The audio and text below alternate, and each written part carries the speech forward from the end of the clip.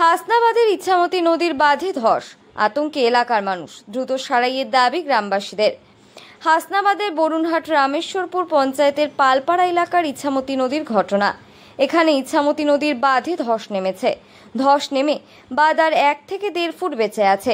বড় জোয়ারের জলের ধাক্কায় যখন তখন পুরো বাঁধটাই ভেঙে জলে তলিয়ে যেতে পারে। আর এই নদীর বাঁধ ভেঙে গেলে কয়েকটি গ্রামের কয়েক হাজার পরিবার জলমগ্ন হবে। ক্ষতি হবে একদিকে যেমন সাধারণ মানুষের, অন্যদিকে চাষের জমি এবং মাছের ভেড়ির। তাই এলাকার মানুষ চাইছে অবিলম্বে এই বাঁধ মেরামত করুক সরকার।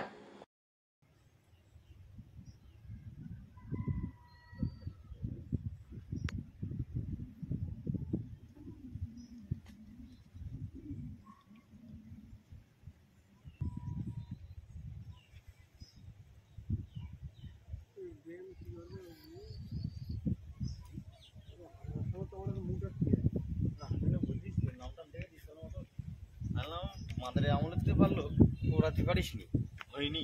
তাহলে এখনো 2-3 মাস টাইম দিতে, তোর বাড়ির সামনে রাস্তা ড্রেন শত করে দিচ্ছি, তত ব্যস্ত লই না। কালকে দুবেলা বলিস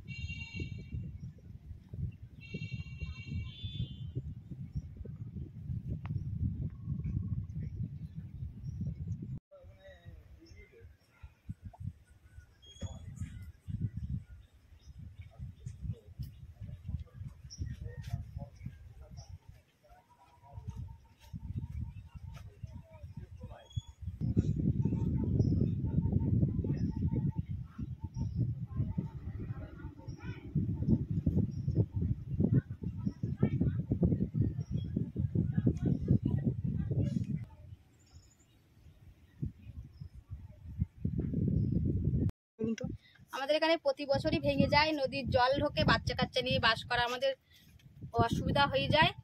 যে কোনো মুহূর্তে ঘর বাড়ি আমাদের ভেসে যেতে পারে। নদীর ধারে বাস করি আমরা, এবং ঘরের ভিতরেও জল ঢুকে যায়। নদীর এই বাঁধ তাড়াতাড়ি মেরামত না করলে আমরা এখানে বাচ্চা কাচ্চা নিয়ে থাকবো কিভাবে? ওপারে কি? ওপারটা বাংলাদেশ, এপারটা ইন্ডিয়া।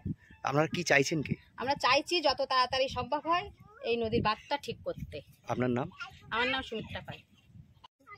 আমাদের এখানে সমস্যা, আমাদের এখানে নদীর ধারে বাস করতে হয় ছেলেপিলে নিয়ে। আর এখানে প্রত্যেক বছরই এরকমই ভাঙে।